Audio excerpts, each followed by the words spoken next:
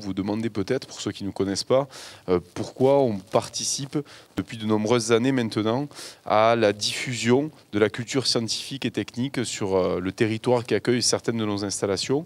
Tout simplement parce que ça fait partie d'une part des missions qui sont confiées par l'État à l'ANDRA, et ça fait partie également des engagements que l'ANDRA a pris en s'installant sur ce territoire, que de contribuer à la diffusion de la culture scientifique et technique.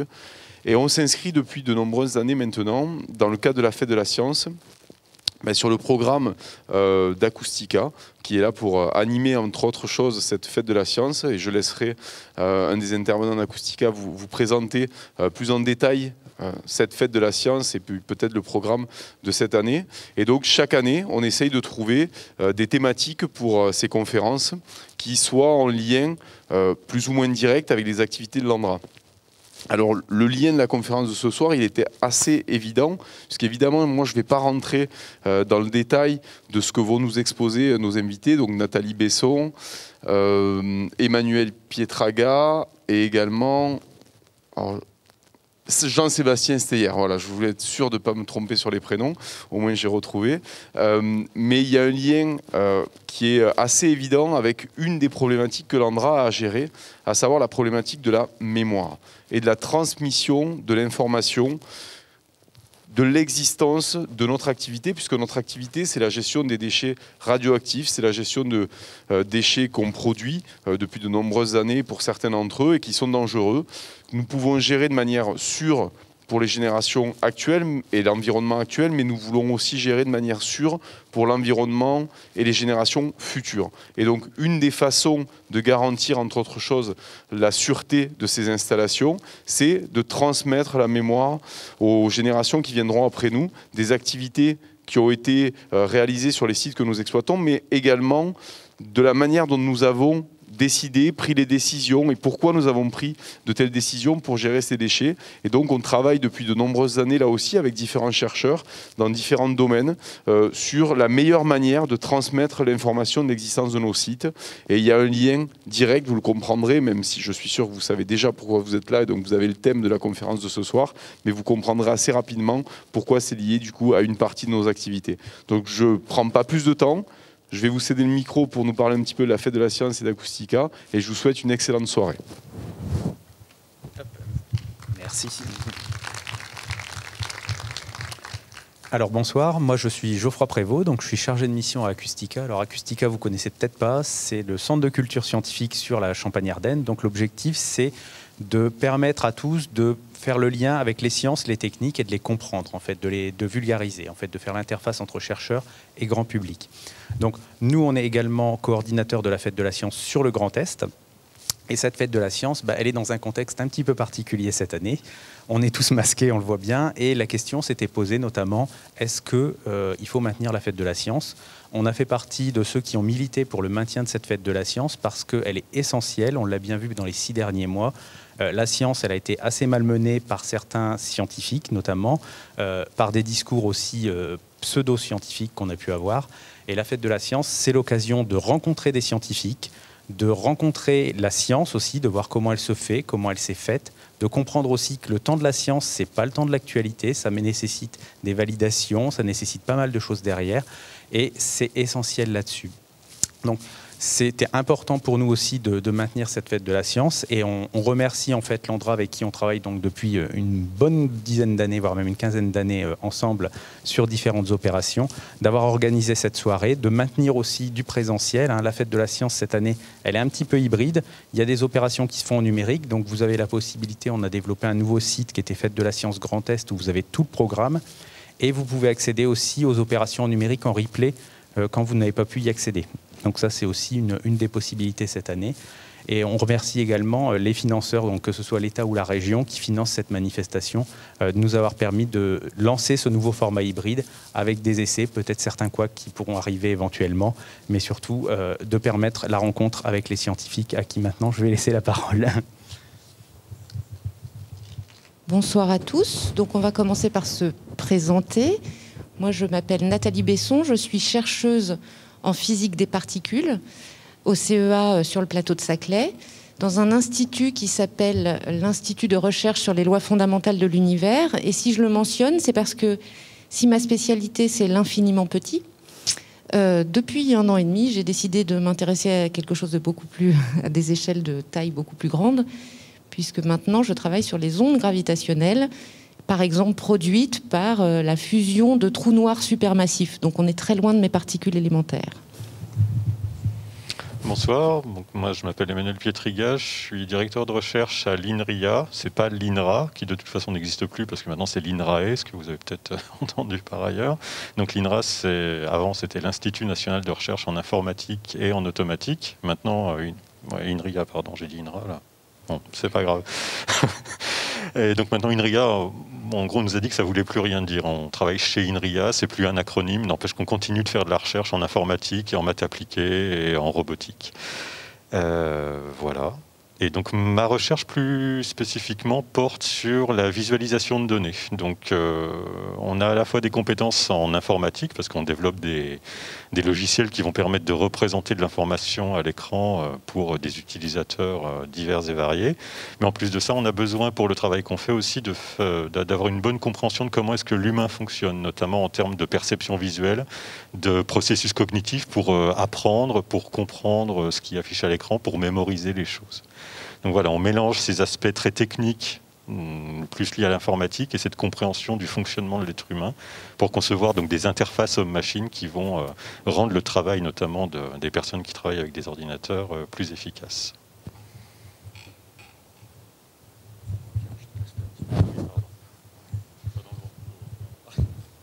Bonsoir à tous. Jean-Sébastien Steyer, je suis paléontologue au CNRS, affecté au Muséum national d'histoire naturelle, donc à Paris. Je travaille sur ce qui se passe avant les dinosaures, parce qu'on est tous très spécialisés en recherche, que ce soit fondamentale ou appliquée.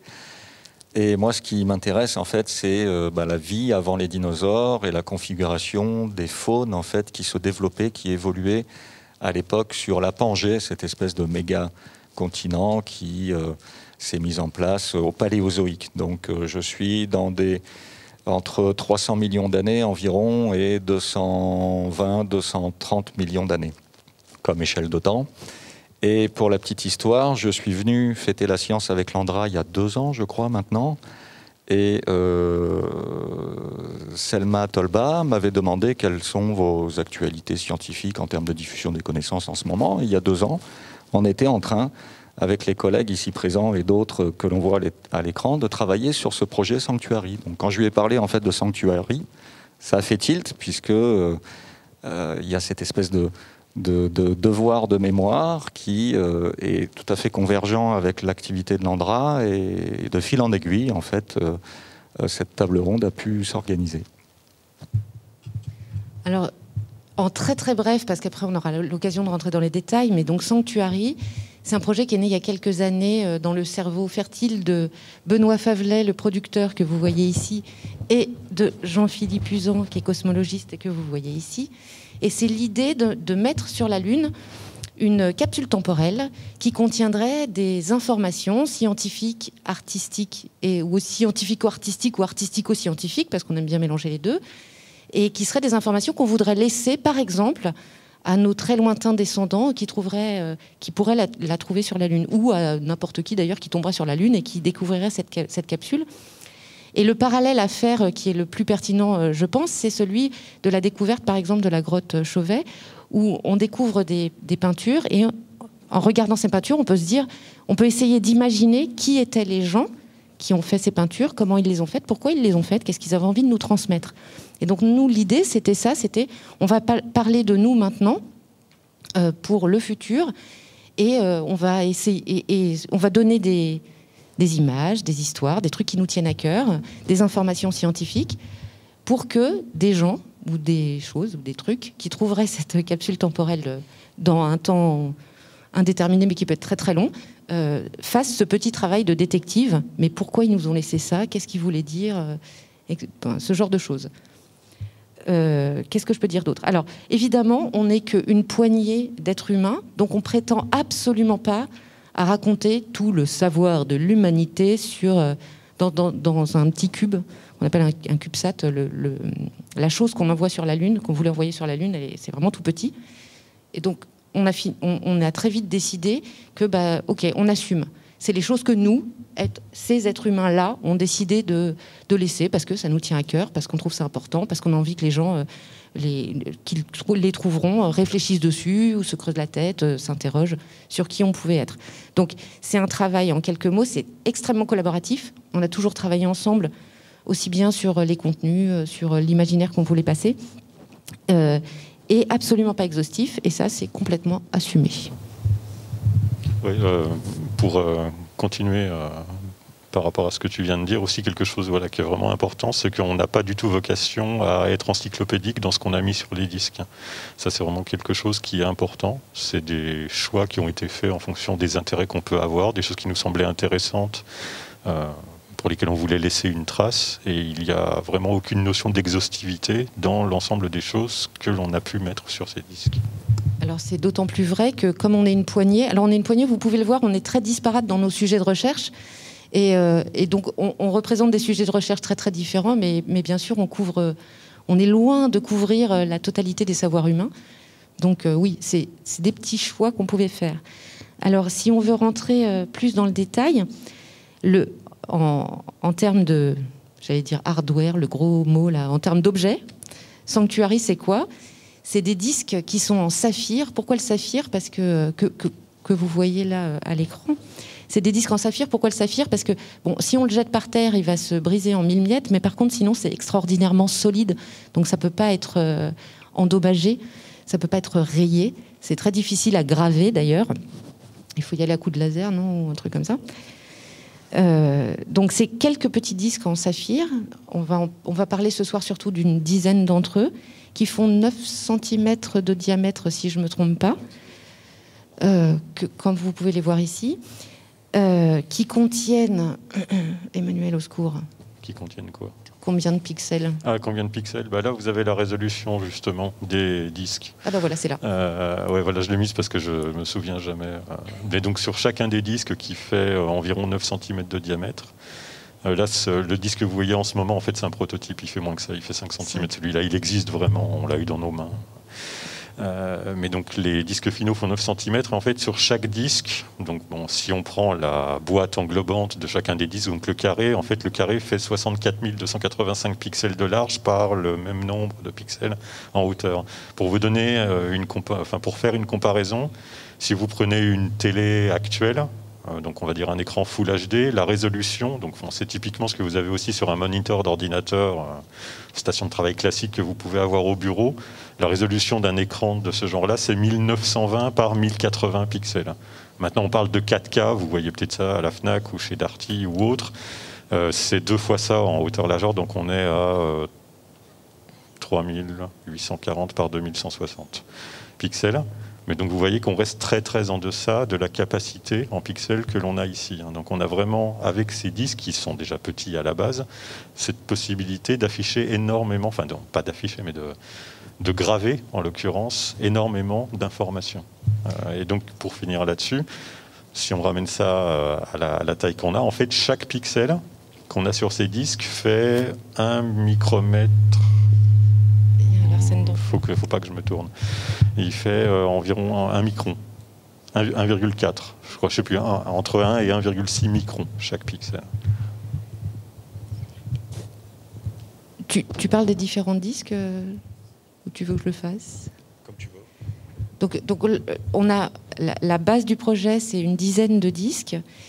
Il y en a 5 qui sont très particuliers parce que puisqu'on veut laisser la mémoire de l'humanité sur la Lune, on a décidé d'y envoyer le génome complet d'un homme et d'une femme. C'est comme si un peu on envoyait la recette de l'être humain, la recette génétique de l'être humain. Et un génome complet, c'est énormément d'informations. Donc il y a 5 disques, vous les voyez ici, qui contiennent toute l'information génétique d'un homme et d'une femme. Il y a 4 disques sur lesquels là, nous, on a beaucoup contribué, beaucoup réfléchi, qu'on a décidé d'associer aux essences platoniques qui étaient l'air, l'eau, la terre, le feu, si je ne me trompe pas. Alors on a un peu actualisé, donc nous on a dit que c'était l'espace, la matière, l'eau et la vie. Et puis la 5e essence platonique qui est la quintessence, on s'est dit que ce projet quand même, puisque ce serait une espèce d'image même très parcellaire de ce que sont les hommes aujourd'hui, on a décidé de le transformer en projet collaboratif. Et donc, on a ouvert un site sur lequel les gens pouvaient déposer leurs selfies et donc pouvaient aller se retrouver gravés sur un disque qui va partir sur la Lune. Perso, moi, ça c'est une de mes motivations pour travailler sur ce projet. Je me suis dit, je vais lever le nez le soir. La Lune, je la regarde tout le temps parce qu'elle me fascine. Je me suis dit, je vais lever le nez et je me dirais, j'y suis. C'est quand même assez cool. Et donc, vous pouvez tous y être si vous posez votre selfie sur le 5e disque, celui de la quintessence.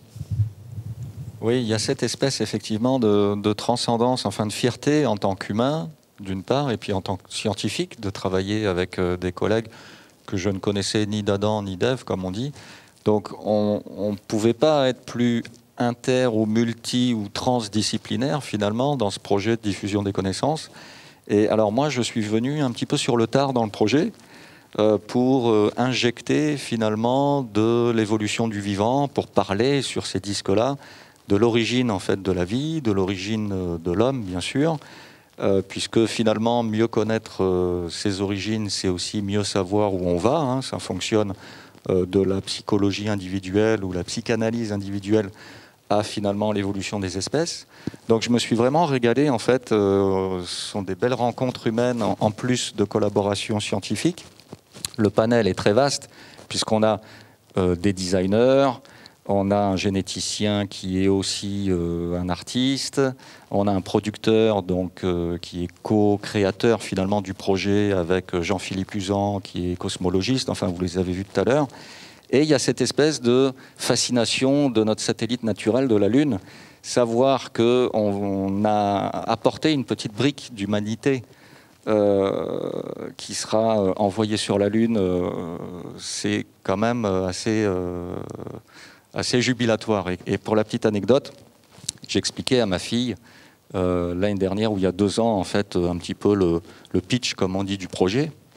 Et puis ma fille de 10 ans à l'époque, hein, il y a 2 ans, elle me dit, mais papa, quel rapport entre la Lune et ton métier? Il n'y a pas de fossiles sur la Lune. Et je lui ai dit, oui, il n'y a pas de fossiles, mais il n'y a aussi pas d'atmosphère. Et tout ce qu'on laisse sur la Lune va durer pour nous une éternité, c'est-à-dire des millions d'années, des dizaines, des centaines de millions d'années. Et c'est là que mon métier peut être intéressant pour justement parler de la notion de temps en géologie, en paléontologie, qui est une notion de temps finalement assez petite par rapport aux astrophysiciens. On pense à Roland Le Houcq, qui lui manipule finalement les milliards d'années, comme moi je manipule les millions d'années. Donc c'était vraiment une belle aventure. Je parle au passé parce que nous on a fait le job et maintenant on attend la fenêtre de tir, on va en reparler, pour envoyer en fait maintenant tous les disques et les données sur la Lune.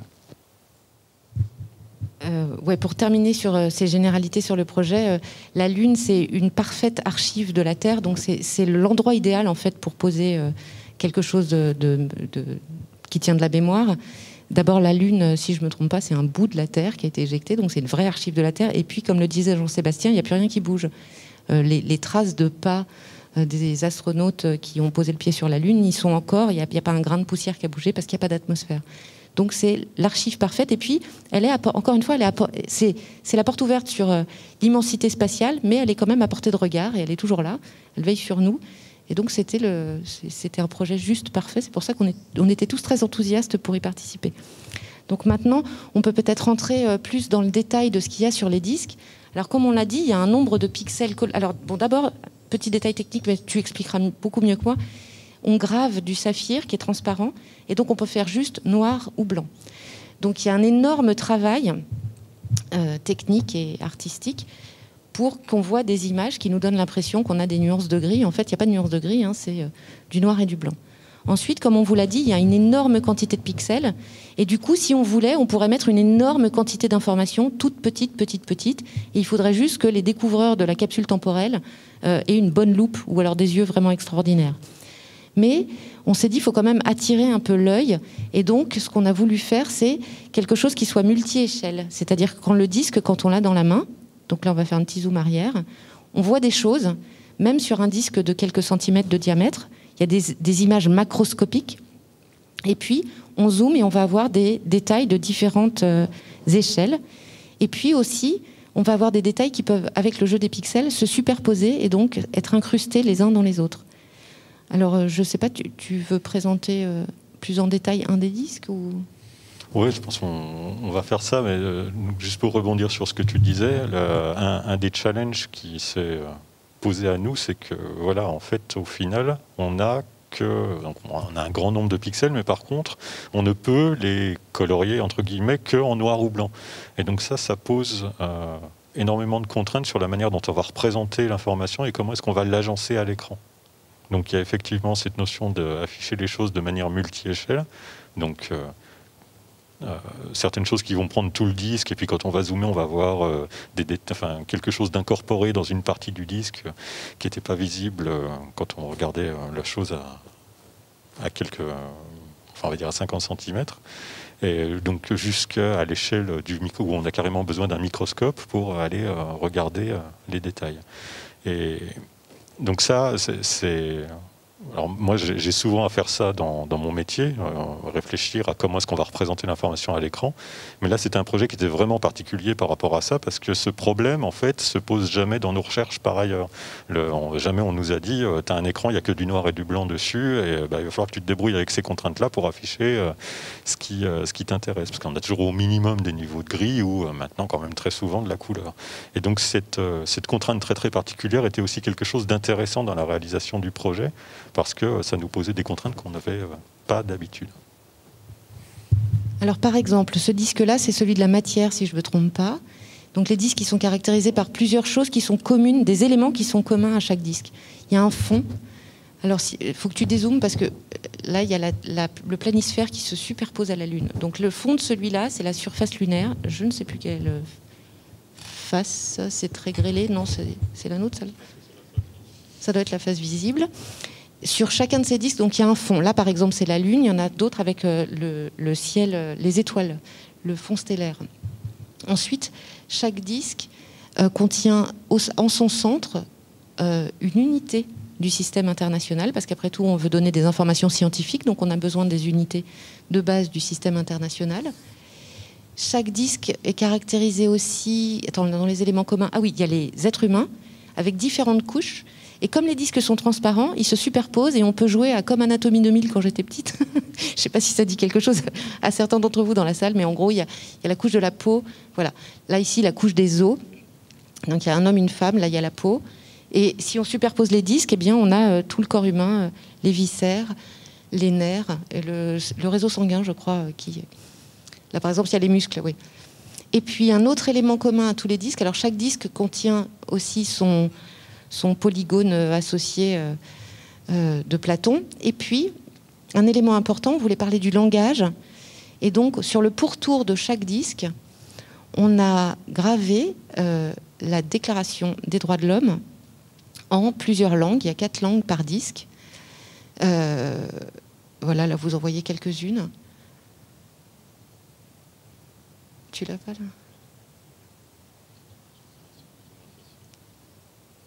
Voilà, là, vous les voyez. Et comme on a plein de pixels et qu'on peut zoomer vraiment très très fort, eh ben, on a tout un tas de... on a différentes langues. Donc je ne sais pas si j'en oublie, mais ça, c'est les éléments communs au disque. Et maintenant, on peut essayer de voir des détails où tu pars sur l'espace, et puis je reprendrai la matière après, si tu veux, ou la vie. Oui, juste... en fait, le défi, ça a été ça. C'était... parce qu'on aurait très bien pu se contenter, finalement, d'envoyer l'équivalent de Wiki sur la Lune, et puis basta. Et en fait, non. On s'est dit, des disques, c'est visuel. Donc déjà, dans un premier temps, premier défi, comment représenter des données scientifiques sous forme graphique, dans un espace limité, en sachant que nous, chercheurs, on est plutôt formatés à publier donc des articles scientifiques, ce qu'on appelle des productions scientifiques, qui sont très normées en fonction de longues instructions aux auteurs, en fonction de différents journaux scientifiques spécialisés, souvent anglais. Donc nos figures pour illustrer en fait nos résultats scientifiques sont très différentes finalement de cet exercice, qui est un exercice entre science et art. Et le deuxième défi, après le défi graphique posé, ça a été que choisir, quelle information scientifique choisir, en sachant que la science, c'est un ensemble de disciplines qui tentent de comprendre le réel, qui elles-mêmes évoluent. hein, ce qui est démontré aujourd'hui peut être infirmé ou confirmé. En fait, demain, c'est l'essence même, si je puis dire, de la science avec la méthode hypothético-déductive, c'est-à-dire qu'on pose des hypothèses de travail que l'on va vérifier avec la méthode scientifique d'expérimentation, un petit peu comme moi je fais par exemple sur le terrain. On fait des hypothèses de relations de parenté et puis ensuite on va sur le terrain, en France ou ailleurs, hein, pour trouver des fossiles qui vont nous permettre d'éclairer ou non en fait ses propres relations de parenté. Donc tout ça est en construction et ça a été du coup un défi de choisir, puisque comme on le dit, choisir c'est renoncer. Et j'ai bien aimé la phrase de Jean-Philippe Uzan qui disait « Nous n'avons pas la prétention d'exposer sur la Lune toutes les données de l'humanité, mais nous avons essayé de le faire avec humanité ». Et c'est une très belle phrase de Jean-Philippe, qui est donc co-créateur aussi du projet, parce que c'est un petit peu l'exercice, c'est de mélanger art et science et d'injecter aussi, parce que l'humain, alors il réfléchit sur son passé, sur son présent, sur son futur, il se pose des questions scientifiques, métaphysiques et autres, et puis c'est une espèce animale, primate, qui aime aussi jouer. Donc on a mis des jeux d'échecs, on a glissé un peu d'humour dans certaines données scientifiques.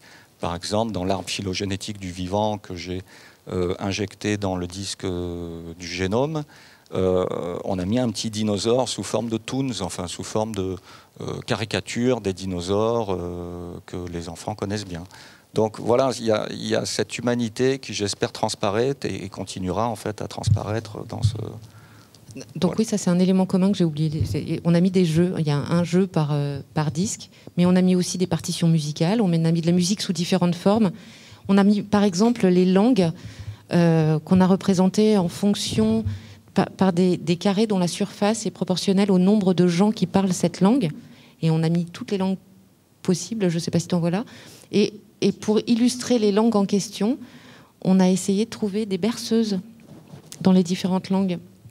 Parce que ça, c'est la relation des parents aux enfants, c'est très humain. Oui, donc là, on a un exemple, par exemple, donc j'imagine qu'on dit bengalais en français. Donc là, vous avez le nombre de locuteurs qui est inscrit pour chaque langue, et puis en dessous, vous avez un extrait, effectivement, d'une berceuse qui a été écrite dans cette langue.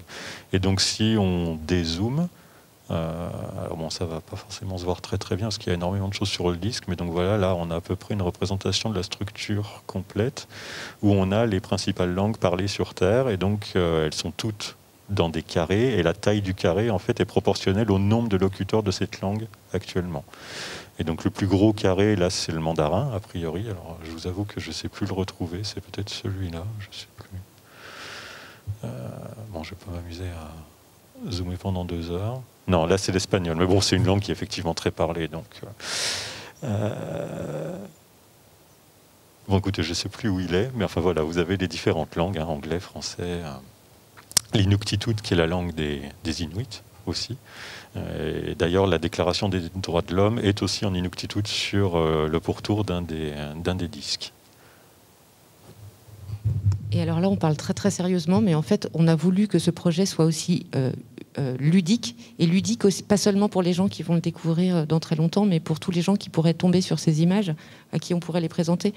Et comme il y a différentes échelles, eh ben, on peut s'amuser à chercher dedans. Alors nous, comme on a fini notre travail de créer des histoires pour ces disques depuis quelques années, depuis 2 ans, le problème, c'est que maintenant, nous, on se retrouve exactement dans la position des gens qui découvrent ces disques, parce qu'on ne les trouve plus, nos histoires dessus, surtout les toutes petites. Donc là, on a fait un peu d'archéologie dans les disques en saphir pour essayer de retrouver nos petites histoires.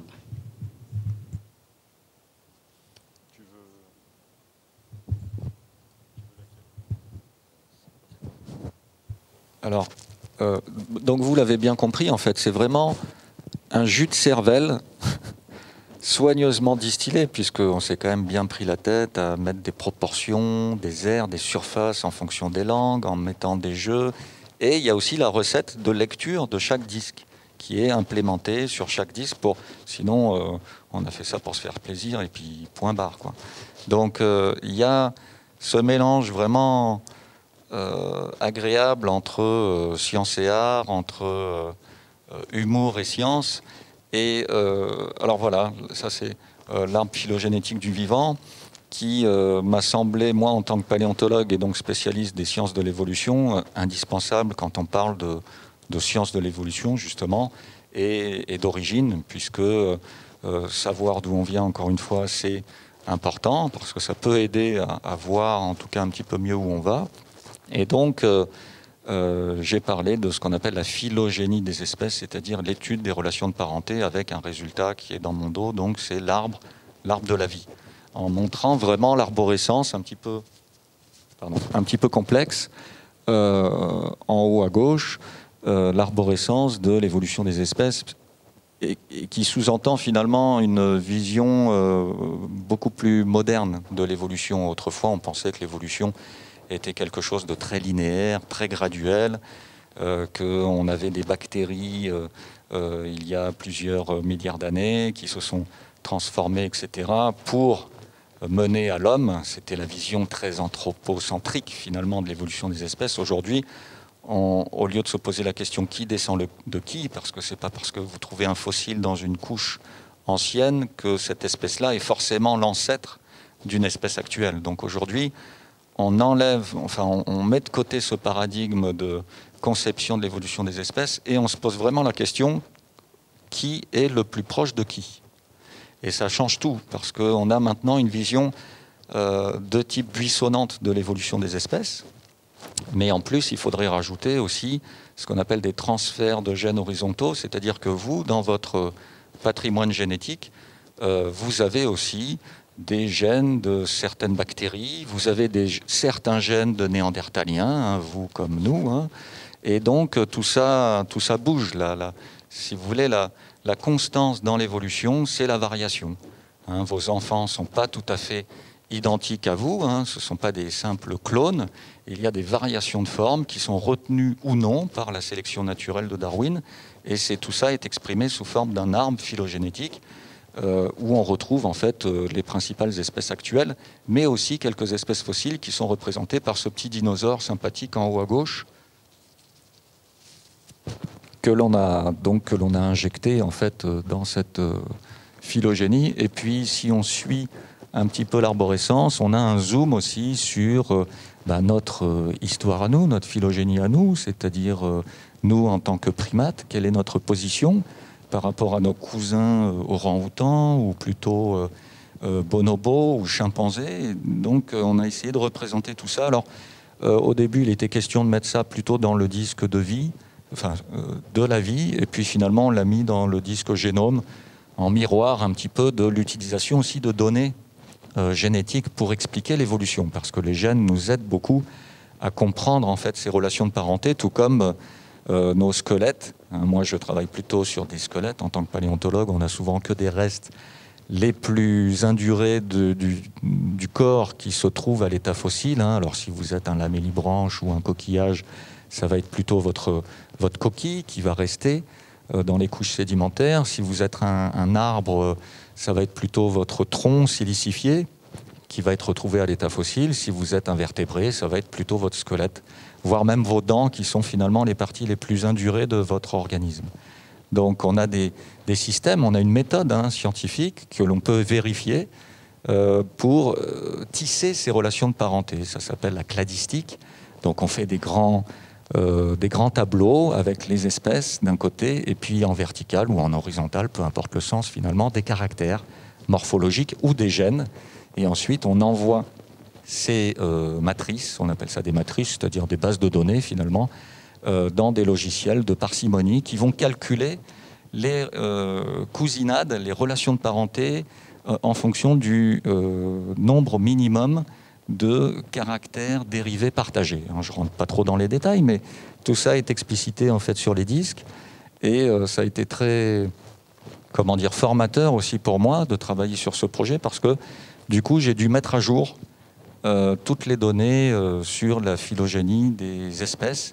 Et pour finir en fait sur l'anecdote, l'arbre de l'évolution des primates a été vérifié par un collègue paléoanthropologue pour bien être sûr que, par exemple, certaines espèces d'Australopithèques sont bien cousines d'autres espèces du genre Homo, etc. Donc on a essayé j'ai envie de dire, au jour d'aujourd'hui, c'est un pléonasme, mais c'était donc il y a 2 ans, de valider finalement chaque donnée scientifique par, alors nous-mêmes quand on pouvait, hein, parce que entre un cosmologiste, un astrophysicien, un paléontologue, une physicienne des particules, on brasse quand même déjà pas mal de données scientifiques, mais pour chaque micro-ensemble, on a essayé vraiment de valider ce qu'on allait envoyer en fait dans l'espace finalement.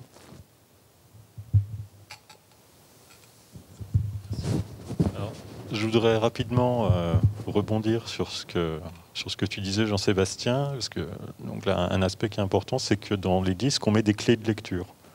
C'est-à-dire que c'est pas. Alors, il y a certaines choses, comme disait Nathalie, qui sont plus sous la forme d'énigmes. Hein, on n'essaye pas de tout expliciter, mais il y a aussi des choses, notamment pour décoder le génome, où on donne les clés de lecture pour que n'importe qui trouvera ça dans des dizaines ou centaines de millions d'années puisse effectivement en faire quelque chose. Parce que sinon, quand vous regardez...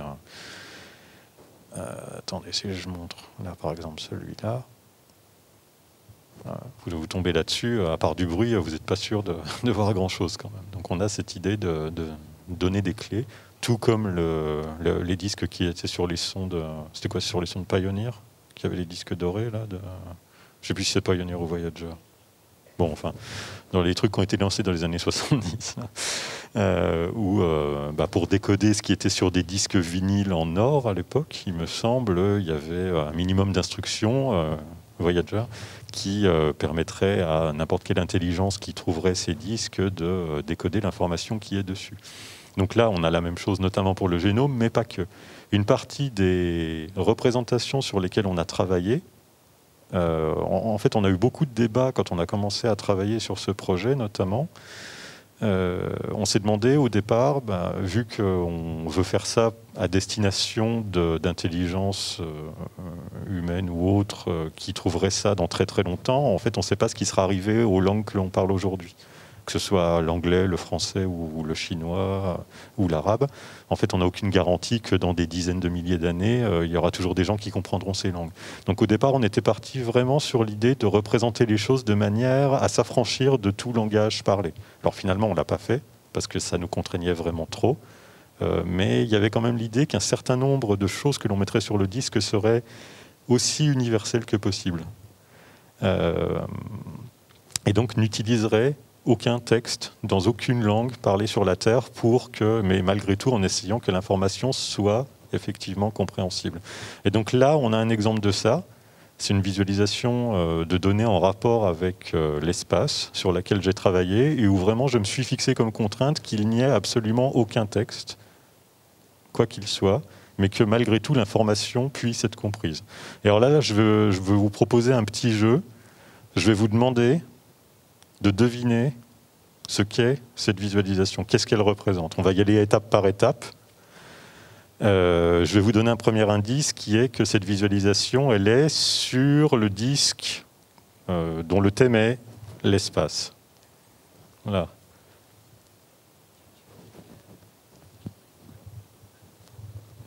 Non, mais c'était la bonne réponse. C'est effectivement le système solaire. C'est ça. Alors je pose la question en cours des fois, donc tu étais peut-être à un de mes cours, je ne sais pas si tu as déjà la réponse, mais effectivement, ce que l'on voit principalement sur cette représentation, c'est le système solaire. Donc, alors est-ce que vous voyez ma flèche là quand je bouge? Ouais. Donc là, les grosses boules, les gros disques gris que vous voyez, c'est les planètes du système solaire. Donc on a la Terre ici. On a Vénus, Mercure, et puis si on va dans l'autre sens, on a Mars, Jupiter, Saturne, Uranus, Neptune, et on a même Pluton. On doit avoir Cérès qui traîne quelque part ici. Et puis donc un tout petit bout du Soleil qui est trop gros pour être montré ici. Donc on a effectivement les planètes. Alors on va y aller encore un peu de manière incrémentale, on va dire. Donc qu'est-ce que les petits points et les traits là qu'on a au-dessus? À votre avis, qu'est-ce que ça représente, ça? C'est ça. Effectivement, ce sont toutes les lunes, les lunes principales, pardon. Donc typiquement pour Jupiter, j'ai mis que les 4 principales, hein, c'est les lunes galiléennes. Donc on a Io, Europe, Ganymède et Callisto dans l'ordre normalement. Et puis donc vous avez la même chose pour les lunes principales de Saturne, Uranus et Neptune. Et les traits, dans la même logique. Ouais, c'est ça. Et donc là, pour certains, vous savez peut-être pas, mais en fait, toutes les planètes joviennes, enfin gazeuses, ont des anneaux. Il n'y a pas que Saturne. Alors Saturne, ils sont très visibles, hein, on les voit au télescope. Si on sort dans la rue, qu'on prend une petite lunette, on voit très très bien les anneaux de Saturne. C'est beaucoup moins le cas pour les autres, enfin, c'est même pas du tout le cas, mais Jupiter, tout comme Uranus et Neptune, ont aussi un système d'anneaux. Voilà, bon, c'est bien. Je suis impressionné par les réponses, bravo. Et donc, on va aller un peu plus loin. Alors, ça va devenir un peu plus dur maintenant, là. Donc, vous voyez qu'il y a une espèce d'ensemble de lignes noires, là, qui, on va dire, partent toutes de la Terre. Ça ressemble un peu à des lignes de métro. Est-ce que vous avez la moindre idée de ce que c'est que ces lignes ?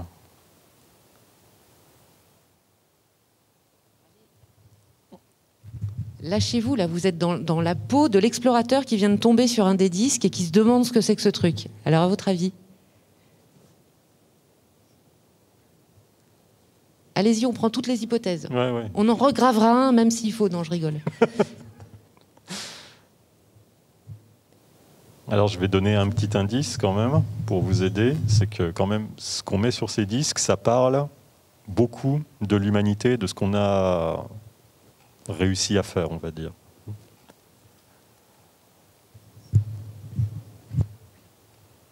Parlez plus fort. Ouais, ou alors on y va, je sais pas.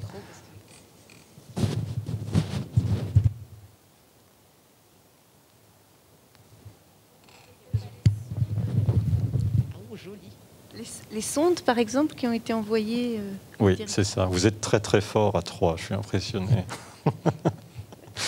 Donc effectivement, c'est ça. C'est les chemins qui ont été pris par l'ensemble des missions spatiales réussies. Hein, j'ai pas mis les missions qui n'ont pas réussi, parce que ça faisait trop. On n'aurait plus vu grand-chose. Mais donc c'est l'ensemble des chemins pris par les missions spatiales pour aller voir les autres planètes. Et donc on essaye de donner un certain nombre d'informations par le biais de cette représentation. Et donc vous voyez ce qui est parti par exemple sur Vénus, vous voyez ce qui est parti sur Mars, là ce qu'on a en haut c'est sur la Lune, hein, parce que donc ça là on voit c'est la Lune par rapport à la Terre, on a mis les satellites en vertical alignés avec les planètes. Mais donc vous avez un peu plus d'informations que ça, parce que typiquement, les missions Voyager qui sont parties en 72, je crois, en fait, elles ont utilisé l'assistance gravitationnelle de Vénus. Donc elles sont allées vers l'intérieur du système solaire pour accélérer et ensuite repartir vers l'extérieur du système solaire et aller voir Jupiter, Saturne, Uranus et Neptune pour l'une des deux Voyager, l'autre étant partie directement. Mais donc voilà, par le biais du suivi de ces liens-là, donc en suivant les différentes courbes, un peu comme quand on lirait une carte de métro, on peut extraire comme ça les différents chemins possibles pour aller explorer le système solaire que l'on a utilisé jusqu'à maintenant. Et donc on voit à la fois les sondes qui se sont mises en orbite et les sondes qui ont carrément atterri, notamment sur... Enfin, donc là, ce pas des sondes. Mais enfin, les différentes missions aussi où il y avait des atterrisseurs qui sont allés, par exemple, sur Mars. Mais enfin, sur Vénus, on a aussi eu des atterrisseurs. Il y a eu un Russe, notamment. Et pareil sur la Lune. Alors, je reviendrai juste dans une minute sur comment est-ce qu'on a encodé cette information en particulier. Mais donc vous voyez qu'on fournit cette information par le biais d'une représentation qui est purement visuelle. Alors bien entendu, quand on trouve un disque comme ça ne va pas être immédiat. On ne se dit pas tout de suite « Ah, c'est le système solaire ». Enfin bon, il y a une personne dans la salle qui en était capable très rapidement. Mais bon, malgré tout, en réfléchissant un petit peu, quelqu'un qui découvrirait ces disques et qui voudrait les analyser aurait tout de suite, enfin pas tout de suite, mais donc un petit peu de travail, finirait par se rendre compte qu'il s'agit effectivement du système solaire. Il faut bien voir qu'on respecte un certain nombre de données par rapport au système solaire. Par exemple, là, on utilise une échelle logarithmique pour positionner les planètes, aussi bien en horizontale, donc leur distance au Soleil, que la distance de leurs anneaux par rapport à la planète, la distance des satellites, en utilisant le semi-axe majeur de leur orbite. Voilà, je ne trouvais plus le mot, merci. Et donc, toutes ces informations, vraiment, sont précises. Et donc, avec un peu de travail, on arrive à reconstruire facilement les choses. Bon, alors, je ne veux pas passer trop de temps dessus, mais donc, je voudrais quand même finir avec autre chose, qui est tout ce que vous voyez en bas. Alors, ce n'est pas forcément très visible. J'aurais bien aimé zoomer un peu là-dessus. Attendez, je vais essayer de le faire autrement. Attendez, je l'ai là, en fait, comme ça. C'est pas mal, ça. Si je prends ce zoom. Donc là, en fait, vous avez l'image et puis j'ai fait des grossissements en statique. Donc vous voyez qu'en fait, on a un ensemble de lignes là, qui sont en dessous de cette visualisation principale. Et sur chacune de ces lignes, en fait, on a des petits traits, comme ça. Alors déjà, bon, allez, on essaye quand même. Je ne sais pas si vous allez trouver, parce que ça c'est quand même assez difficile. Est-ce que vous avez une idée de ce que ces différents petits traits là sur les différentes lignes pourraient représenter? Donc on est toujours sur le même thème de l'exploration spatiale. Hein. On parle que de ça dans cette visualisation. Ah ouais, mais c'est pas facile. Attendez. Ouais, mais sur les disques, c'est pas très visible. Attendez, je le mets comme ça. Là, voilà, on n'en voit qu'un petit bout, mais bon, ça vous donne quand même une idée. Alors là, peut-être que ce qui est sur le côté, ça peut vous aider éventuellement, mais bon, c'est pas. Là, comme ça, en découvrant les disques, c'est pas forcément évident. Donc ça parle de ces missions. Hein. Non, pas d'idée? Alors en fait, c'est leur date de lancement. C'est la date à laquelle elles ont été lancées. Et donc là, sur la première ligne, en fait, on reprend la forme de la trajectoire pour aller sur la Lune. Ça, c'est celle du Soleil. Ça, c'est celle pour aller sur Vénus. Là, c'est pour aller sur Mars, et ainsi de suite. Donc après, on a la date de lancement de chacune de ces missions. Donc on voit qu'on a envoyé beaucoup de choses sur la Lune. Et puis bon, après, pour les différentes autres planètes, on a forcément beaucoup moins de missions, sachant que Mars, quand même, reste malgré tout assez peuplé. Alors là, vous allez me dire, mais enfin, on ne voit pas de date, là, il n'y a pas du tout l'année 1972 ou quoi que ce soit. Ben, en fait, si, là, il y a tout ce qu'il faut dans cette visualisation, sans aucun texte, pour reconstruire le moment précis où la sonde a été lancée de la Terre pour arriver jusqu'à l'endroit où elle devait aller. Et la manière dont on fait ça, c'est qu'on a conçu, attendez, je vais essayer de le remettre en plein écran, on a conçu une manière de représenter les dates indépendamment de tout calendrier. Donc s'il n'y a pas d'histoire de calendrier grégorien ou autre, parce que ça c'est pareil, hein, c'est quelque chose qui est propre à notre culture aujourd'hui, dans 10, 20 000 ou plus années, on ne sait pas du tout si ce sera toujours le cas. Mais donc on représente les dates de manière absolue par la configuration relative des planètes autour du Soleil. Donc en représentant chaque planète autour du Soleil, donc sachant qu'il y a quand même une quantité de combinaisons de positions qui est extrêmement grande, toute personne qui serait capable de calculer les trajectoires des planètes, on est capable de le faire, nous, ça, de faire des simulations de où serait la planète à telle date, pourra reconstruire le moment dans le temps où on avait cette configuration particulière et donc en déduire la date. Et donc, en indiquant la date de la première mission qui date de 1959, c'était Luna 2 qui est partie sur la Lune, c'était une mission russe. Et en faisant la même chose vers la fin là, de mon axe temporel sur la droite, hein, alors à l'époque où on a gravé les disques, ça devait être une mission sur Mars, c'est InSight, je pense, celle-là, ou Mars Express. C'est une des deux. Après, il y en a quelques autres qu'on a rajoutées. Donc en ayant ces deux moments clés, en fait, après j'ai juste à faire une interpolation entre ces deux dates précise, et puis n'importe quelle position que j'ai sur ma ligne temporelle, je sais exactement quand est-ce que ça se produisait. Hein. C'est juste une règle de 3 en gros. Donc voilà, on a par ce biais aussi cette information. Je te laisse là prendre la suite. Ouais, alors il faut que tu montres 2-3 images. Je sais pas ce que je vais donner. Prends-en une au pif dans le disque matière. Donc moi, je suis physicienne des particules et j'ai beaucoup de potes comme Roland Lehoucq qui travaillent en astrophysique et eux, ils ont toujours des super images à montrer. Il y a des galaxies, tout ça, machin, c'est trop beau. Et moi, comme je suis dans l'infiniment petit, j'ai jamais rien à montrer. Et donc pour moi, le challenge, quand on a commencé à réfléchir à mettre en image des résultats de physique des particules, je me suis dit, oh là là là là, l'infiniment petit, ça va pas être de la tarte. Alors là, en l'occurrence, c'est une illustration qui est le contraire de ce que je viens de dire, mais qui est marrant quand même. Ça, c'est dans le disque espace. Je crois qu'il est dans le disque espace. J'ai voulu parler de la lumière, des longueurs d'onde de la lumière. Alors, les longueurs d'onde de la lumière, elles existent à toutes les échelles. Hein. Et sauf que, évidemment, quand on en parle, nous, êtres humains, on pense au visible et donc on pense à couleur. Que ce soit, et généralement, quand on fait une visualisation de la lumière, que ce soit dans les rayons X, en ondes radio, en n'importe quoi, donc c'est des longueurs d'onde de lumière, on les remet en couleur visible pour que nous, avec nos yeux, on puisse interpréter l'image qu'on regarde. Et là, ça fait du noir et blanc. Donc on a décidé de les mettre quand même, les différentes observations du plan galactique dans les différentes longueurs d'onde, pour parler de notre observation de l'univers. Donc ça, c'était assez intéressant de se dire, est-ce qu'on va pouvoir quand même donner un peu d'informations sur la lumière avec des couleurs qu'on ne pourra pas voir. Mais tout y est, il y a l'explication des longueurs d'onde, l'explication des différents spectres. Donc on doit pouvoir remonter à l'information. Si tu changes, Manu. Alors après, donc, moi je me suis dit, bon, j'ai travaillé dans l'infiniment petit, donc je vais commencer par parler de la matière. La matière, c'est fait d'atomes. Là, vous voyez des images qui sont extraordinairement petites en fait sur le disque. Si vous vous rappelez, le disque matière, il y a un dessin d'atomes à l'ancienne, à la papa, avec des trajectoires. On sait maintenant que c'est pas ça, mais bon, c'est une représentation comme une autre. Et en fait, dans les trajectoires vous voyez des espèces de petites taches là, et ben c'est toutes ces histoires sur la physique de l'infiniment petit, en particulier les atomes qui sont par là. Alors ça, je l'ai piqué à Feynman parce que j'adore. Non, c'est pas ça qui est Feynman, c'est plus loin sur le. Voilà, c'est ça.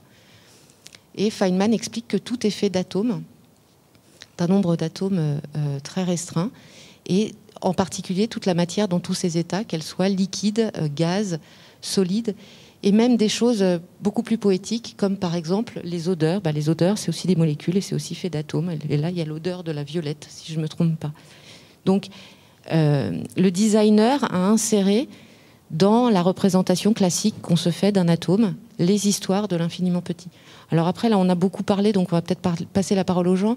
Mais donc, c'était pour vous dire que on a pas mal travaillé à essayer de raconter des histoires, y compris, j'ai mis dedans des choses qui sont extraordinairement poussées scientifiquement, mais on s'est dit, après tout, si les gens qui trouvent ces disques, on leur donne beaucoup d'informations, est-ce qu'ils vont pouvoir, on leur donne les moyens de comprendre, et puis après, ils feront peut-être la démarche scientifique d'essayer d'en tirer les informations qu'on a essayé d'y mettre. Après, comme on disait tout à l'heure, on a aussi essayé de jouer, donc on a mis des blagues. Oui, il y en a plein d'ailleurs. On a mis du jeu, de la musique, des petites images, des dessins. On a demandé à des enfants de nous dessiner leur vaisseau spatial rêvé. S'ils devaient, eux, aller sur la Lune, avec quoi ils partiraient. Et ça, c'est des petits dessins qu'on a inclus sur les différents disques. Moi, je trouve que ça fait très très longtemps qu'on parle. Donc, on va peut-être s'arrêter là, nous, pour la parlotte, et puis vous laisser la parole. De mon côté, j'avais une question. Alors, vous avez été extrêmement clair sur le fait que, évidemment, vous n'aviez pas la volonté d'être exhaustif. De toute façon, ça n'aurait pas été possible. On imagine que, par contre, il y a eu beaucoup de débats entre vous pour décider, de fait, quel choix ou quel renoncement vous alliez faire. Et du coup, j'avais une question très simple. Comme vous communiquez quand même depuis déjà quelques temps sur le projet, est-ce que, au contact du public, vous avez, soit à titre personnel, soit à titre collectif, eu quelques regrets, au final, d'informations sur lesquelles vous aviez débattu et que vous aviez décidé de ne pas retenir, et qui, voilà, après, on sait qu'on est meilleur aussi dans l'échange et que c'est toujours intéressant. Après ces échanges ou autres, est-ce que vous vous dites, ça, effectivement, on n'est peut-être passé à côté. Vous êtes dans la vie active, vous avez un certain âge, en échangeant avec des enfants, par exemple, ou avec des gens de toute autre génération. Est-ce qu'il y a des choses qui sont apparues comme soit un regret, soit comme, pas un regret, mais en tout cas, de vous dire, voilà, on est passé à côté. C'est aussi un point très compliqué pour nous, quand on travaille sur la mémoire, que d'être certain de faire les bons choix ou les bons renoncements.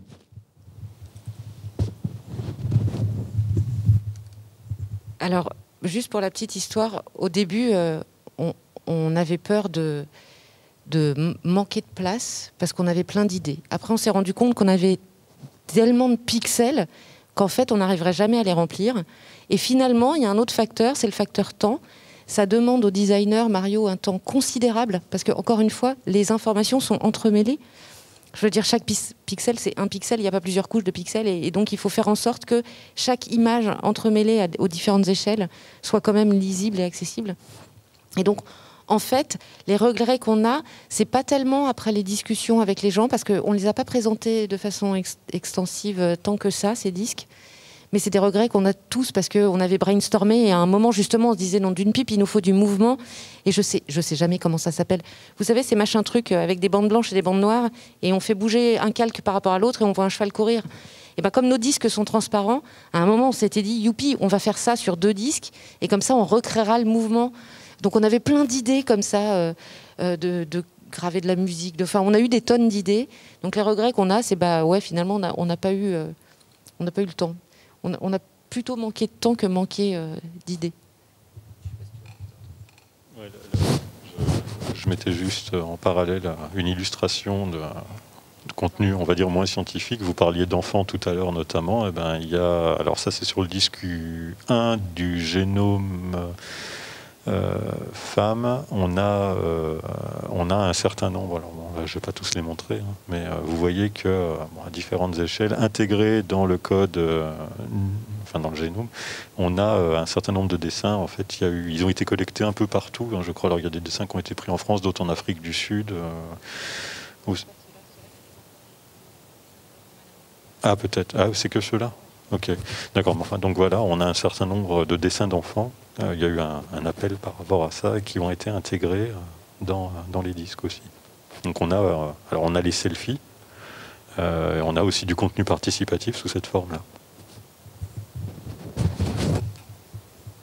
Moi, rétrospectivement, c'est une très bonne question. Effectivement, j'ai pas de regrets, j'ai pas de frustration sur zut, je voulais dire ça et puis finalement on n'a pas eu le temps ou on n'a pas eu la place. Ce que je retiens en fait, c'est vraiment cet échange entre scientifiques. On a tendance à travailler dans nos labos sur notre propre programme de recherche avec nos collègues proches de notre discipline commune, etc. Et là, pour moi en tout cas, c'était la première fois que je brassais aussi large en termes de discipline. Et ce que j'ai aimé, c'est justement les interactions avec les collègues, parce que le regard extérieur du non-spécialiste scientifique peut être super important et générer des bonnes idées. Je pense à Jean-Philippe, par exemple, qui m'a dit, bon, la phylogénie, c'est bien, ok, c'est ton métier, tu auras l'arbre de la vie, c'est bien, on en a parlé, on est tous... Parce que chaque idée était en gros soumise, entre guillemets, au reste des collègues, de manière à avoir quelque chose aussi d'uniforme, d'homogène. Et il m'a dit, mais il va falloir quand même, on ne peut pas zapper les différentes hypothèses sur l'origine en fait du vivant. Donc, et là, il avait tapé vraiment juste. Et du coup, en fait, dans le disque, il y a les quelques hypothèses scientifiques actuelles sur l'origine de la vie sous forme d'apparition de molécules organiques d'acides aminés dans les niveaux hydrothermaux, au niveau des rifts médio-océaniques, et puis bien sûr la panspermie, c'est cette hypothèse qui explique que des météorites, il y a plusieurs milliards d'années, auraient apporté en fait dans leur cœur des acides aminés sur la Terre, et tout ça se serait développé. Donc, du coup, j'ai fait ça sous forme de petits croquis, et puis ça a été intégré. Enfin, je ne sais pas si tu n'es pas obligé non plus de le mettre à l'écran, mais voilà, c'est pour finalement répondre à votre question où il y a plus eu d'échanges vraiment intéressants que de frustration ou de regrets. Je pense que, enfin, peut-être qu'en cherchant, non, mais j'ai pas eu de regrets sur l'absence de données en ce qui concerne les sciences de l'évolution. Je cherche encore, hein, mais... Alors, les religions, en tout cas, les différentes cosmogonies, c'est-à-dire interprétations des mondes, sont exprimées. Je crois que c'est l'artiste qui s'en est occupé dans la représentation de certains biotopes. Il a repris un petit peu des idées, mais en tant que scientifique, on a acté, on a plutôt travaillé d'une manière agnostique, c'est-à-dire qu'on a mis de côté les croyances, qui sont aussi des questions humaines, hein, puisque le pourquoi, c'est plutôt une affaire de croyance et de recherche de sens. Nous, en tant que scientifiques, on est là plutôt pour expliquer le comment. Hein, donc, c'est ce qu'on a voulu représenter sur les disques. Alors, jeune homme, tu avais une question ? Ah, sur à quel endroit, en fait, on va déposer les disques ? Alors, en théorie, si on était parti comme on l'avait prévu en 2020, mais bon, 2020, on sait que c'est un peu spécial. on part pas comme il était prévu au départ. Ça devait être à Taurus Littrow, qui est le site à l'unissage de la dernière mission Apollo de Gene Cernan et j'ai oublié le nom de l'autre astronome. Ouais, bon, voilà.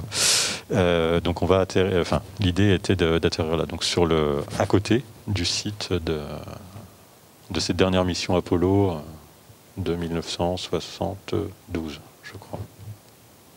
C'est ça. Voilà, donc en théorie, ça devait avoir lieu ici. Alors moi j'aime beaucoup en fait ce que vous avez fait parce que je trouve que c'est un petit objet mais c'est lui-même un objet d'exploration puisqu'en fait il y a l'infiniment petit, il y a l'infiniment grand aussi, enfin on peut s'y promener, je trouve que c'est vraiment extraordinaire, ça montre vraiment, enfin on peut vraiment s'y promener, quoi, s'y balader. Donc je trouve ça vraiment très chouette. Je pense que avec les petits clins d'œil, les jeux, etc., ils vont comprendre que le rire est le propre de l'homme, que vous avez envie de jouer avec la personne qui va trouver ça. Je trouve ça vraiment très sympa aussi. Et en fait, ma question reprenait la question qui vient d'être posée, c'était est-ce qu'il y avait des croyances, enfin des allusions aux croyances, aux religions, etc. Enfin, voilà, c'était ça ma question. Et sinon, je voulais vous dire aussi que d'avoir choisi la vague de Kusai avec c'est fractal, etc. Enfin, je trouve que c'est vraiment très, très sympa aussi. Et donc, sur le peu que j'ai vu, moi, je suis d'accord avec vos choix. Voilà. Merci. Alors moi, sur l'aspect religion, croyance et tout ça, la seule chose que je pourrais ajouter par rapport à ce qui a déjà été dit, c'est que c'est quelque chose dont on a beaucoup débattu. Et on n'était pas forcément tous d'accord, je pense, sur le sujet. Mais enfin, globalement, quand même, le consensus qui en est sorti, c'est que c'était pas quelque chose qu'on voulait spécialement mettre en avant sur les disques. Et puis, il y avait un risque aussi, c'est que... Alors, autant on est chacun spécialiste dans un domaine, et donc on pouvait se permettre éventuellement de faire des choix en annonçant, c'est des choix, voilà... Autant quand on a commencé à parler de religion, on était à ce moment-là, on a discuté pas mal avec une anthropologue qui connaît plus que nous, qui tout d'un coup nous a dit « Ah mais vous parlez pas des fantômes de la région machin chose au Japon, ah mais vous parlez pas de... » Et être exhaustif sur les religions, on n'aurait jamais pu, et alors en plus aucun de nous n'est spécialiste, hein, donc déjà, on n'aurait jamais pu être exhaustif. Et pour le coup, ces questions de croyance, c'est quelque chose de tellement sensible qu'on ne voulait pas se permettre de... froisser et d'agresser des gens parce qu'on aurait oublié leur propre religion. Donc le plus simple, c'était de...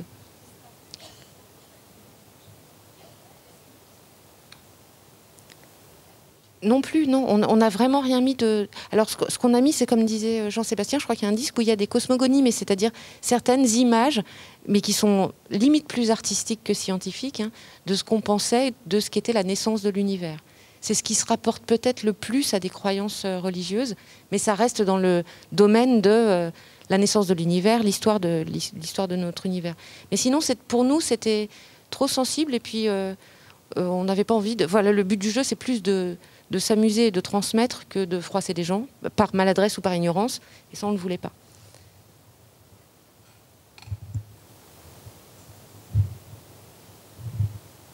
Est-ce qu'on aura encore les outils dans 10 ou 20 ou 30 millions d'années pour comprendre ou exploiter ces informations ?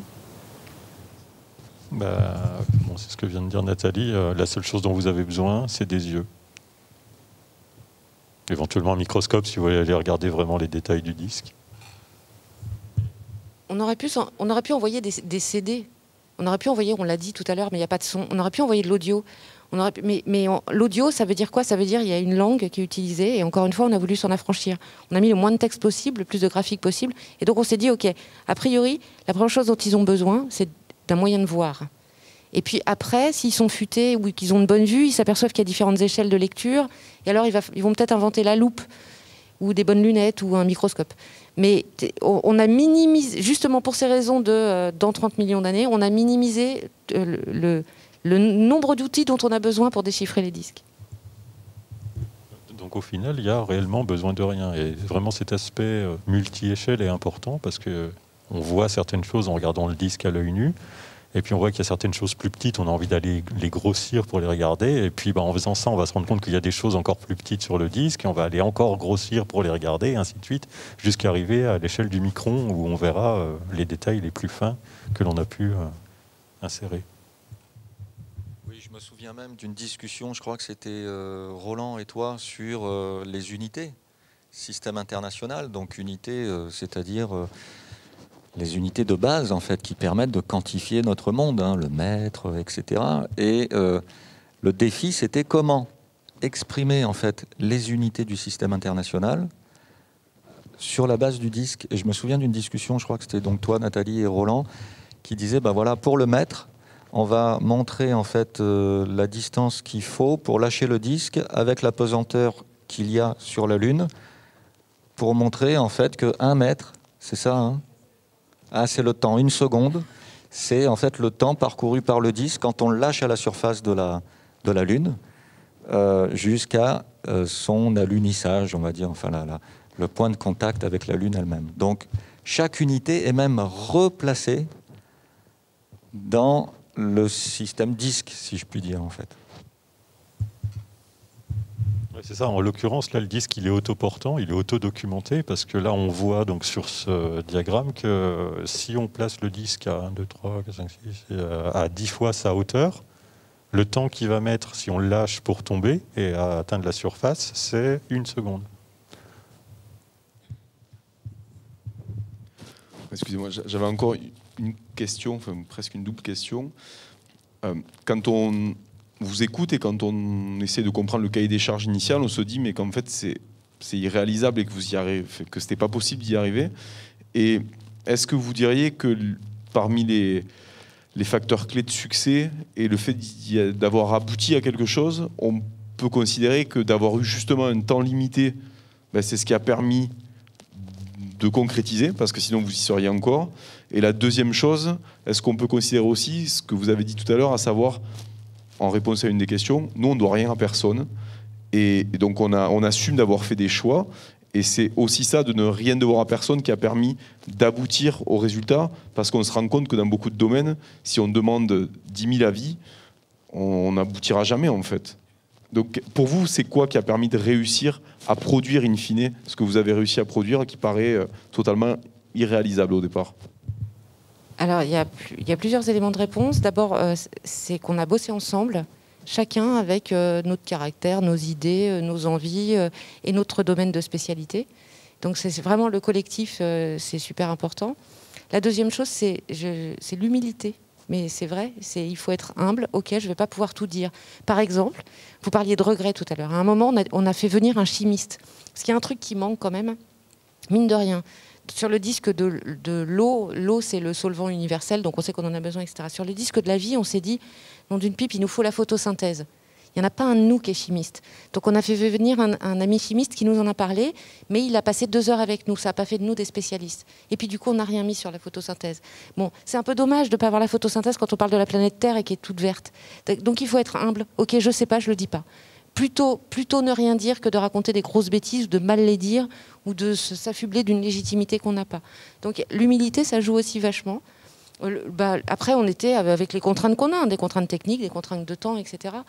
Mais je pense que c'est moi, ce que j'ai envie de donner comme élément de réponse, c'est ça, c'est le collectif et surtout beaucoup d'humilité. Non, on ne fait pas une encyclopédie. La seule chose que je rajouterais, c'est qu'effectivement, quand on a commencé ce projet, je me disais que ça m'intéressait énormément et j'ai travaillé dessus, mais je me disais qu'on n'arriverait jamais à faire quelque chose de raisonnable. Vraiment. Et je suis plutôt content du résultat auquel on est arrivé au final. Je ne m'attendais absolument pas à ce que l'on fasse quelque chose d'aussi riche et puis qui aussi, du point de vue du rendu visuel, soit aussi sympa. Et puis un des paramètres importants pour finir, en fait, c'est le temps. Effectivement, dans le cahier des charges, il y a la deadline. Alors, je crois que c'était avant juillet 2019, hein, pour un petit peu participer à la célébration du premier alunissage, en fait, humain, hein, bien sûr. Donc on avait cette deadline et on sentait que oui, il y avait quand même une tension parce que voilà, on livrait après. Alors il y avait des histoires qui étaient déjà livrées, qui étaient déjà validées, qui étaient déjà intégrées et en cours de maquette, si je puis dire, par les graphistes en fait. Mais voilà, le fait d'avoir une limite dans le temps impose en fait des choix, des discussions et permet d'avoir un calendrier de faisabilité, un calendrier d'action. Et je pense que moi, personnellement, si j'avais plus de temps, bah, j'y serais encore, quoi, effectivement. Donc, au bout d'un moment, il faut s'arrêter et concrétiser en fait l'objet. Moi, j'ai travaillé sur ce projet-là pendant 1 an et demi, 2 ans, hein, c'est-à-dire 2 fois moins de temps que vous ou 3 fois moins de temps que vous, puisque j'ai été un petit peu appelé secondairement par rapport au projet. Mais alors rassurez-vous, j'ai pas fait pendant 2 ans que ça. Hein, ça a été en fait, je sais pas, on a essayé de se voir tous les 2-3 mois à peu près pendant une journée complète, de manière à bien s'immerger, à bien faire des réunions de travail pendant à peu près 6 à 8 heures. Et avec les graphistes, donc, et à chaque fois équipe internationale. Donc il y avait le Canadien de Vancouver qui est généticien et graphiste qui venait, le graphiste illustrateur berlinois qui était là aussi, et puis Jean-Philippe, Nathalie, toute l'équipe était là, Benoît, et donc on faisait d'abord un petit point sur ce qui a fonctionné, ce qui n'a pas fonctionné, puis ensuite on faisait des petits groupes de travail, soit en binôme ou soit en groupe un peu plus important, et puis on échangeait en fait les idées en fait d'histoire, les stories comme on les appelait en fait. On essayait d'abord de se dire je vais parler de ça, alors chlorophylle ou pas, bon c'est pas, ou unité internationale, et ensuite une fois qu'on a l'objet, comment raconter en fait cet objet. Donc c'est pour ça qu'on est vraiment dans l'histoire qui est une sorte de mini présentation des données scientifiques à chaque fois pour chaque donnée. Donc ensuite, on discutait entre nous de nos histoires respectives. Benoît était un petit peu le médiateur de tout ça. Et puis en général, ça. Et puis on était à l'INRIA avec un écran géant tactile. C'était le top, quoi. Au niveau du confort de travail, on avait, grâce à Emmanuel qui apportait non seulement du fond, mais aussi de la forme grâce à l'INRIA, on avait un confort de travail exceptionnel avec un des plus grands écrans. Enfin, tu vas en parler mieux que moi finalement. Ça, on s'en est servi une fois qu'on avait déjà pas mal de contenu disponible. C'était plus un outil pour, on va dire, valider et puis partager ce que l'on avait mis respectivement sur les disques. Mais donc ça fait partie des plateformes de recherche qu'on a dans mon centre à l'INRIA, donc à Saclay, juste 20 km au sud de Paris.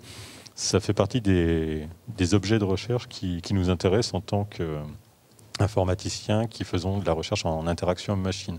Donc c'est comment est-ce qu'on peut tirer parti de surfaces d'affichage très grandes comme ce que vous voyez ici, où en fait on a une très grande résolution.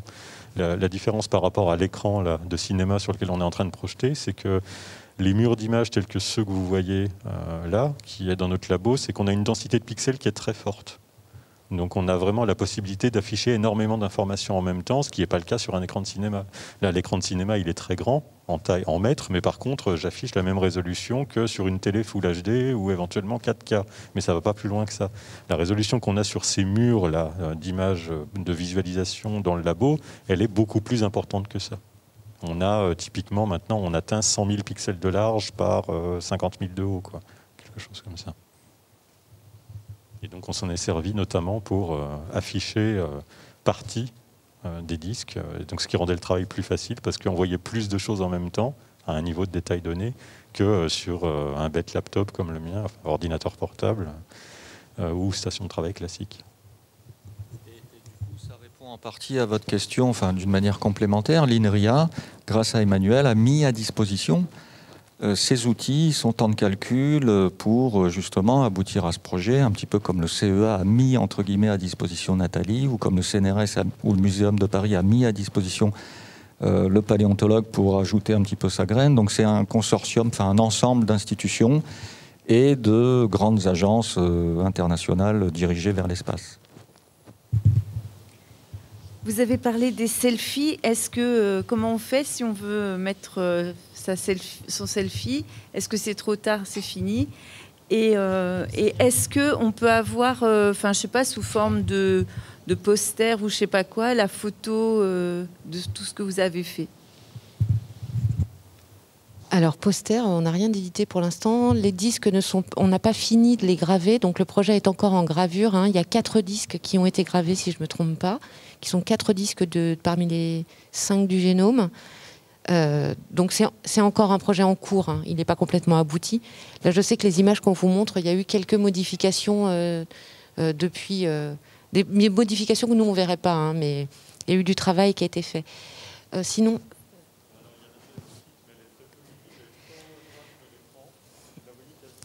Pour ce qui est des selfies, je pense que c'est fini, mais il faut aller voir sur le site. On peut peut-être encore les déposer. Et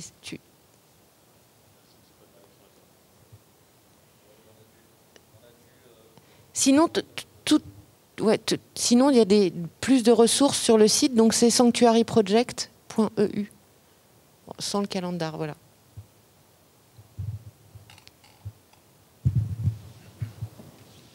Oui, j'ai une question extrêmement terre-à-terre. Là, vous voyez, je ne suis pas encore sur la Lune. Comment est-ce qu'on fait pour définir à l'intérieur de ce disque en saphir des couches? Et comment on fait avec une précision diabolique pour aller y poser un pixel dessus? Alors oui, la première partie de la réponse, c'est qu'il n'y a pas de couche. En fait, on a différents disques, mais après, il n'y a pas de couche dedans. C'est le disque, il a une seule couche parce que de toute façon, on n'a que des pixels noirs et blancs. Donc on n'a pas besoin d'avoir plusieurs couches par disque. Vous avez des technologies de gravure de disque et tout, où effectivement c'est multicouche, mais là c'est pas le cas.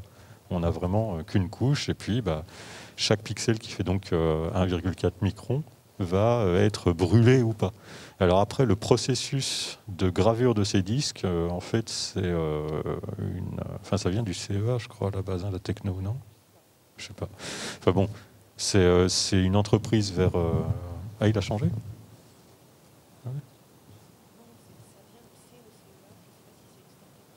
Ah oui, voilà, non, mais il me semble que c'est ça, oui. Donc, c'est une start-up issue du CEA qui a cette technologie de gravure, alors je crois que c'est du laser, et donc qui prend ses disques en saphir industriel et qui va les graver avec cette résolution-là dessus. Ah, oui, non, alors pour la technique de création des images, on travaille avec des outils qu'on a développés nous-mêmes, où donc en fait on va créer ces très très grosses matrices de pixels, hein, qui font 65 000 de large par 65 000 de haut. Et puis, dedans, on va utiliser des outils de manipulation d'images, certains développés par nous, et que l'on va utiliser pour agencer les différents éléments. Ensuite, pour ce qui est, par exemple, d'histoire, comme ce qu'ont fait Nathalie ou Jean-Sébastien, si on reprend des exemples, il y a des images qui viennent du domaine public, par exemple. Il y en a d'autres qui ont été dessinées, notamment la pense-permis, enfin tout ce qui touche à ça, tu l'as dessiné à la main, je crois. Donc ensuite, on scanne ça, on le transforme en matrice de pixels, et puis on l'intègre dans les disques. Et il y en a d'autres, comme celle là, sur laquelle je vous ai fait deviner ce dont il s'agissait. En fait, ça, je l'ai fait complètement par ordinateur et je ne l'ai pas dessiné à la main dans un programme de dessin vectoriel ou autre. En fait, j'ai programmé cette visualisation. C'est-à-dire que sur la base des données que j'ai trouvées, dans des bases de données qui parlent de l'exploration spatiale, ensuite, moi, ça fait partie de mon boulot de coder des visualisations. Donc, programmatiquement, en fait, cette visualisation est engendrée en écrivant du code. Donc. Après, pour compléter, si c'était plus le sens de votre question, comment on traite les pixels, il y a eu tout un tas de défis technologiques qui sont cachés, qu'on ne voit pas. Mais par exemple, si j'entrelace 2 images, le fond de la Lune et je ne sais pas quoi d'autre, et que je me retrouve avec trop de pixels brûlés, donc noirs côte à côte, je brouille complètement le message. Donc il y a eu des choix qui ont été faits. Par exemple, de décider de détourer des images noires importantes, comme des lettres, si je veux écrire M comme maman, de faire bien attention qu'autour de chacun de ces pixels brûlés qui dessinent le M, ce soit un pixel clair qui soit. Parce que sinon, je perds le message de la lettre. En particulier, les lettres, elles sont toutes petites. Voilà, donc il y a des fois où, effectivement, en fait, pour chaque pixel, quasiment pour chaque pixel, de chacun des milliards de pixels de ces disques, il y a une réflexion derrière et du travail informatique. Alors là, c'est Mario, toi, les spécialistes qui s'en sont occupés, mais effectivement, il y a eu tout un tas de questions qui ont été soulevées pour qu'on puisse entrelacer les images sans perdre d'informations. C'est d'ailleurs ce qui a défini la plus petite taille des lettres qu'on a utilisées, etc. Et puis on parlait tout à l'heure du fait qu'on n'avait pas de niveau de gris, parce que le pixel, il est brûlé ou il n'est pas brûlé, donc il est blanc ou il est noir, enfin transparent d'ailleurs, il est transparent ou il est noir. Et donc au final, quand même, il existe des... Alors ça, c'est pas nous qui les avons inventés, mais il y a des algorithmes en traitement d'image qui permettent de simuler des tons de gris en prenant une zone donnée et puis en la remplissant plus ou moins avec des pixels blancs, transparents et des pixels noirs. Et puis suivant comment est-ce qu'on va les agencer dans cette région, ça va faire des tons de gris qui sont plus ou moins clairs ou foncés. Et donc on se sert aussi de ce genre de technique. Et finalement, ces images, c'est une des premières fois qu'on les expose, en fait, parce que vous l'avez bien compris, les disques sont encore en cours de gravure, de gravage ou de gravure, je ne sais pas comment on dit. Donc vous allez sans doute en entendre parler dans un futur proche, quand ils vont partir pour la Lune. Et voilà, donc c'était une aventure, une belle aventure en fait pour moi, une belle parenthèse dans la diffusion des connaissances. Je me suis vraiment régalé en fait de travailler avec ces deux et puis ces autres représentants de l'espèce sapiens aussi. C'était intéressant. Ben, merci beaucoup. Je pense que... Alors ça sera la dernière parce qu'après il faut qu'on tienne. Alors les virus sont représentés dans l'arbre phylogénétique de la vie, en sachant qu'il y a quand même un débat entre biologistes. Est-ce qu'un virus est un être vivant au sens strict, parce qu'un virus a besoin d'un hôte et il n'a pas tous les composants organismiques de ce qu'on définit comme la vie. Donc, bon, il y a des débats, en gros, il y a des débats entre spécialistes sur est-ce qu'un virus est une forme de vie ou non, mais on a quand même injecté, sans faire de mauvais jeu de mots, un peu de virus, en fait, dans les disques. J'espère qu'ils ne sont pas vérolés au niveau informatique. Merci beaucoup. Je pense que, voilà, qu'on peut les applaudir pour les remercier nos conférenciers de ce soir. Vous signaler pour ceux qui souhaiteraient partager la conférence de ce jour que vous pourrez la retrouver, si vous voulez la partager avec des amis, avec la famille ou autre, vous pourrez la retrouver sur la chaîne YouTube de l'Andra puisqu'elle a été filmée. Et je ne doute pas, comme ça a été dit, qu'on entendra parler de plus en plus de ce projet relativement extraordinaire. Et puis un grand merci à nos conférenciers d'avoir pris le temps de venir partager avec nous. Merci et bonne soirée.